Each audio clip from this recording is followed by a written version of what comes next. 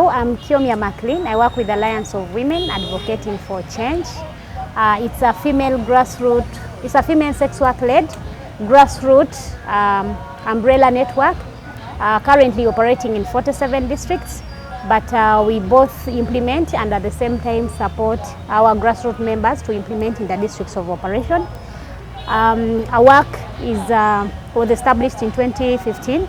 Most of our programs are really happening or going on very well. And what I can say right now that we are focusing so much on empowering youth or young people or adolescent girls and young women who engage in sex work, who are in transactional sex, but also those with intersecting multiple and compounded vulnerabilities.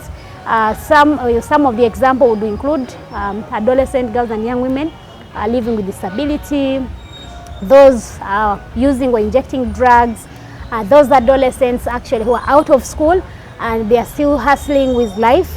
So we have established a safe space in our districts of operation. Some of them are supported by Make Way, some of them are supported by We Lead, some of them are supported by AJWS, some are supported by Dreams through PEPFAR funding and IDI. And we found that it's really working out very well. And to address the issues around access to SRSR services, specifically around contraceptives.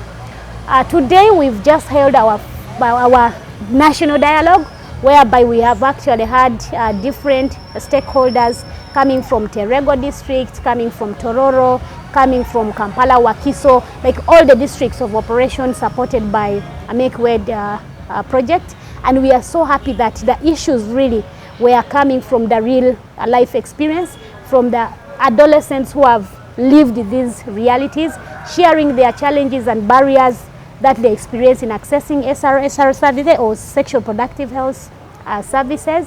And among the key barriers that have been highlighted during this national dialogue, one of it has actually been stigma.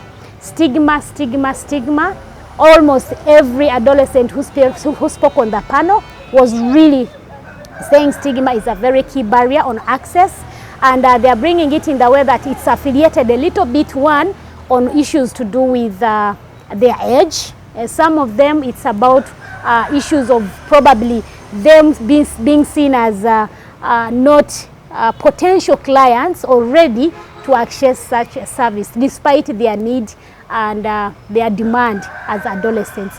Then the other barrier that has come out very strongly is the issue of criminalization.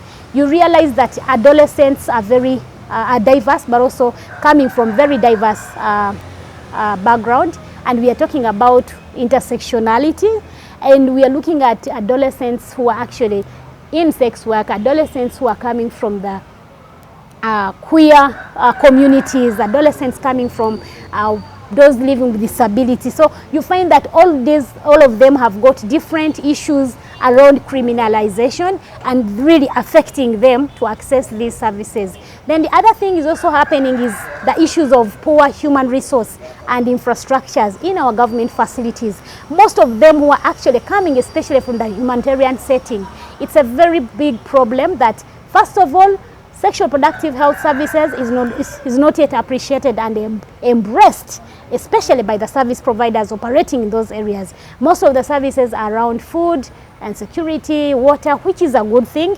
But I think we call upon our policy, our government officials, our investors, our partners operating in the humanitarian settings to integrate the issues of access to SRSR services, climate change, food and security, and definitely if we work together while using the intersectional lens, but also using an integrated approach, it will be a very good thing. And not forgetting investing into community response.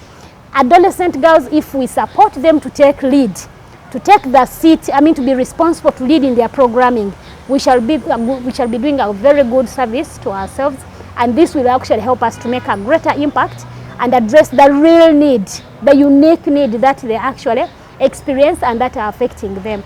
So I would say that today's dialogue, I think for us was a very huge remark for us because it brought out those issues, but also we had some key stakeholders who are on board, like the RDC, the health workers, the adolescents themselves, and all these partners actually committed to join the wagon to make sure that we deliver and serve our adolescent girls using the intersectional lens, but also invest into community response, not forgetting also to review bad or punitive policies that are acting as barriers. Thank you.